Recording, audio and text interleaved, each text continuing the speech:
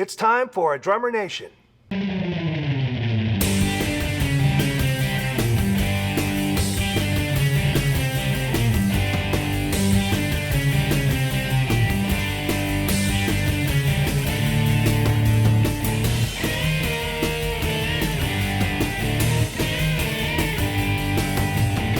Hello, this is Michael Vosbine, your host for Drummer Nation.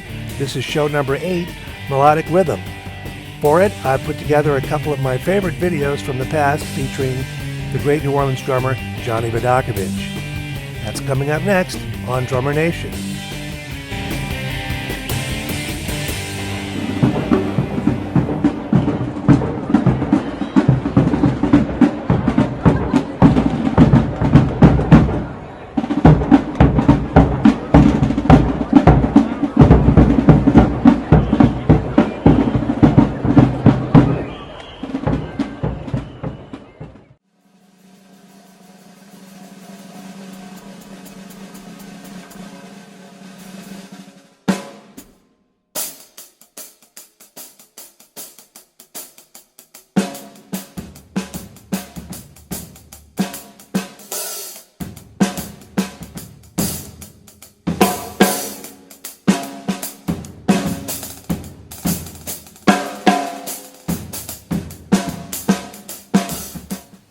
I'm John Vidacovich.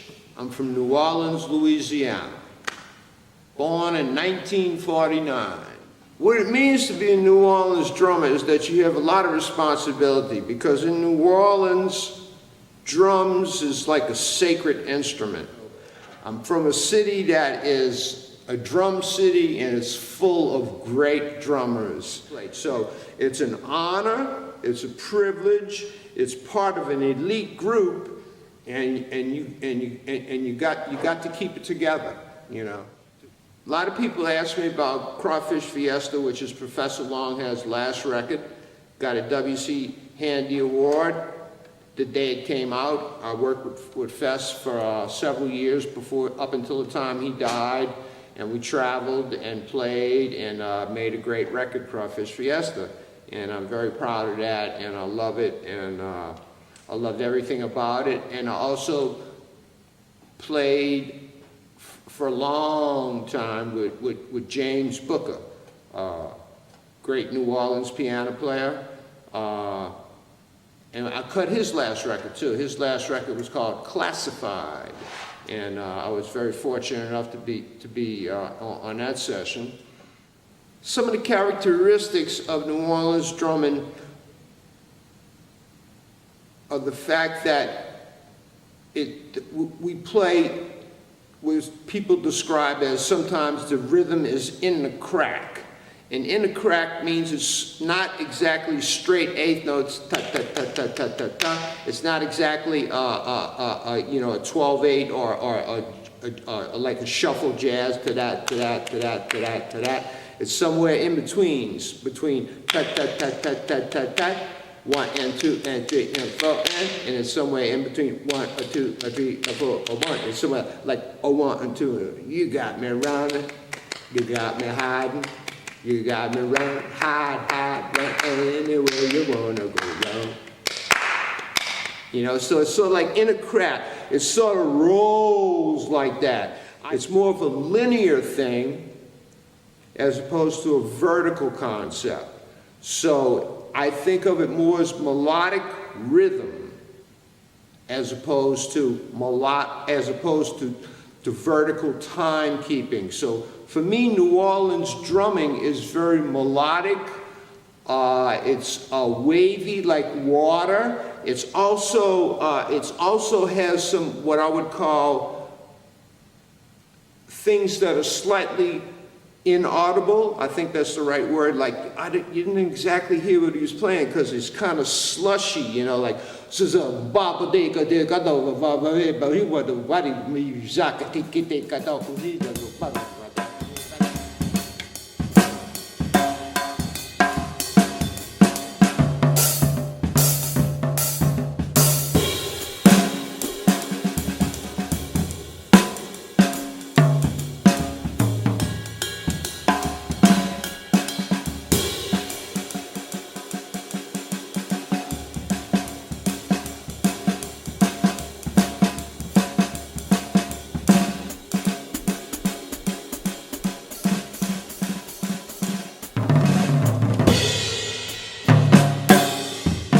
do that on the drums rhythmically is one of the most beautiful things about New Orleans rhythm, that it does have a melodic rhythm to it, you know, with the right cats playing it. You know, they take it from the vertical viewpoint to a more melodic, rhythmic feel, sound. Most of the stuff that I'm playing in music is on the cymbals. The drums are some accents, you know, in a timely manner, and they're very percussive. The linear thing is very much a cymbal thing. When I'm looking at, when I'm listening for cymbals and picking out cymbals, I want ones that have a pretty decay, a pretty length, and not a tremendous amount of overtones, but enough to keep the sustain pleasant. And then it's got the lyrical colors and qualities, and you know, such beautiful different colors in the cymbals. You know, you close your eyes and you can see, you can hear it, purple and green and yellow. I do, you know, they give me those things to work with. In other words, I can get so many different shades and hues out of these cymbals. That's why I like them.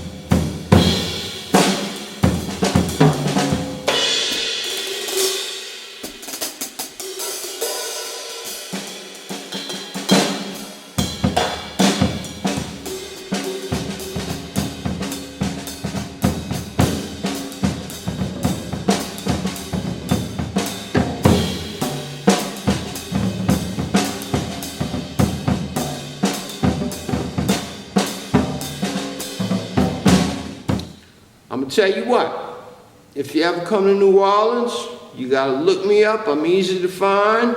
If you're hanging out on a Thursday night and you can stay up late, 11 o'clock, we start at the Maple Leaf on Oak Street. It's a different trio every Thursday, revolving cast of characters, but always a good, spontaneous trio, and we party hardy, and we have fun, and there's a lot of spontaneous magic happening because it's that kind of a thing.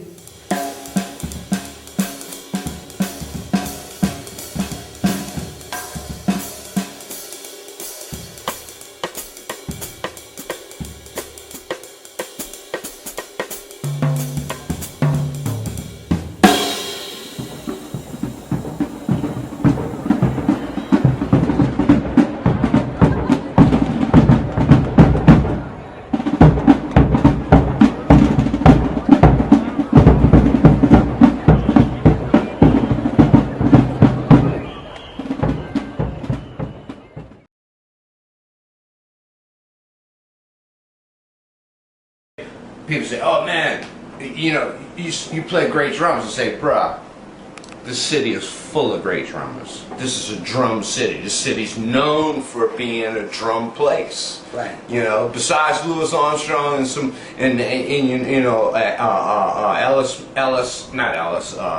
Wynton Marsalis. I mean, this is a drum town, man. You know, I mean, famous drummers came from here, and a lot of what drummers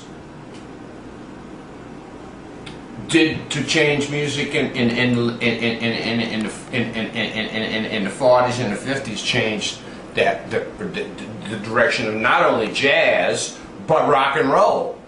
Yeah, absolutely. You know what I'm saying? Which later became funk or whatever you want to call it. You know, but so I'm saying that when my concept of the drum tree is based on New Orleans, and my tree is cool because I think it's a really cool tree, because it seems to me as though younger guys, you, when I was 13, 14, 15, 16, 20, 25, 30, I was always maintained the element of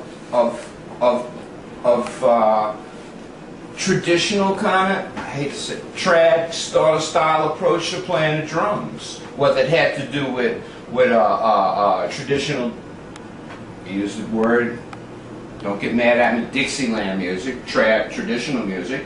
I use that feeling in rock and roll, and I think that as a young drummer in New Orleans, I was blinded to the concept of this is traditional music, this is rock and roll, this is funk, this is jazz, this is bebop, this is avant-garde.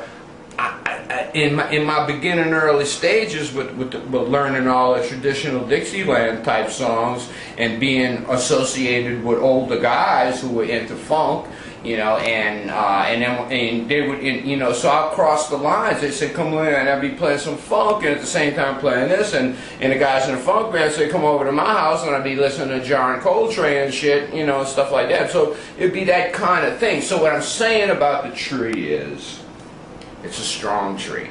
I go back to my first, you know, the first thing I really wanted to say. It's a tree, the old good old, oh, he's going to talk about the tree of life. No, this tree maintains a certain element, a characteristic that even the young drummers today do.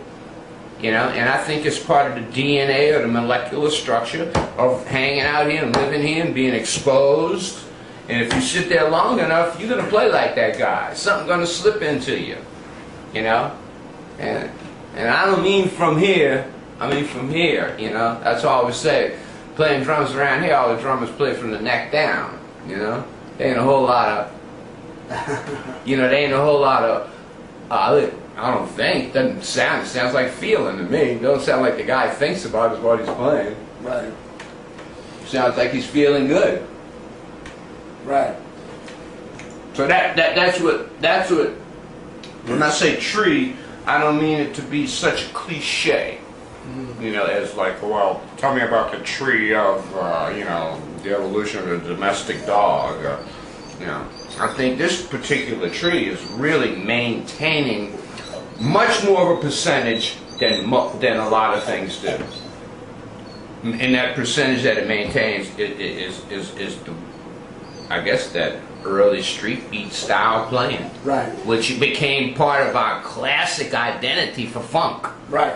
Well, that feel, I think, like you're saying, permeates through all kinds of different types of music. That in-between straight and swung thing that's kept alive in the brass band stuff that we've been having for over 100 years. That feel permeates into funk, rock and roll, definitely New Orleans, trad New Orleans stuff, and New Orleans, what we call New Orleans jazz, which is a hipper word than Dixieland, I guess, right? Yeah. A lot of people call it that now. But that feel, to me, permeates all those different styles. And in different cats have slightly different interpretation of that. Like, if you listen to Herlin playing a street beat, sometimes his phrasing of those eighth notes is actually even a little bit straighter, and which makes it a little bit more angular and a little bit more funky to me. When you listen to his, and I asked him about that, I was like, well, man, you know, I'm listening to the way you play this, and to me, it's getting real close to straight, you know. But he told me, well, man, you know, I'm internalizing and I'm feeling it swung, you know, coming from the church, you know, and coming from the gospel thing that I grew up with. So I'm feeling it swung. But if you listen to it, bro, his stuff is almost straight, which makes it really funky. You know what I'm saying? Like if you're listening to a street, his street beat was so boom. It's like it's got that. To me, it's got a little bit more punch. Like, you know what I'm saying? It's like when you put a little bit more swing on it, it makes it a little bit lopier and not as, you know, and not as angular and intense. I think Edgy, yes, edgy. that's a sign of the time, and I agree with you. And to me, that's the big difference between, say, like the Olympia Brass Band and the Soul Rebels. Right, exactly. You know, these guys, you know, when they say we're going to play Barbecue Strut, they don't say, you know, They say it's a strut. It's a strut. You don't be running when you're strutting. Right. Talk to Ernie Elliott about that, you know. He said, no, it's a strut, you know. You gotta be able, like you're walking to it, like you're walking slow into it, you're strutting to it. And, you know, so I mean, that's just that's exactly, I'm agreeing with you 100%, you know. And whereas nowadays, this is a new generation. But thank God they still play like trad style music, but it has the edge on it. It has the straightness on it. You know, it has that. It's my, you know, Intensity. yeah, intensity of our society. Mm-hmm. It reflects where they live, the circumstances that they had to grow up with. Lots of things.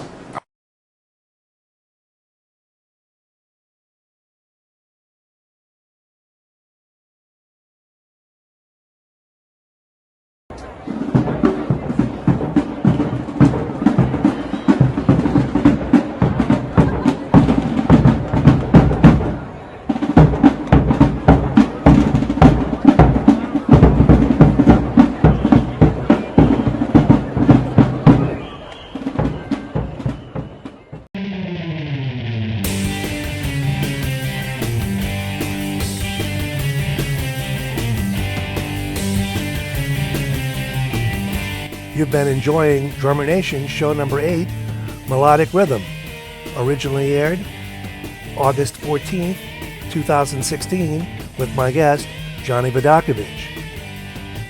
This is your host, Michael Vosspine, and I want to thank our friends at Atlanta Pro Percussion, Danette Classic Drums, Sabian Cymbals, and Classic Drummer Magazine.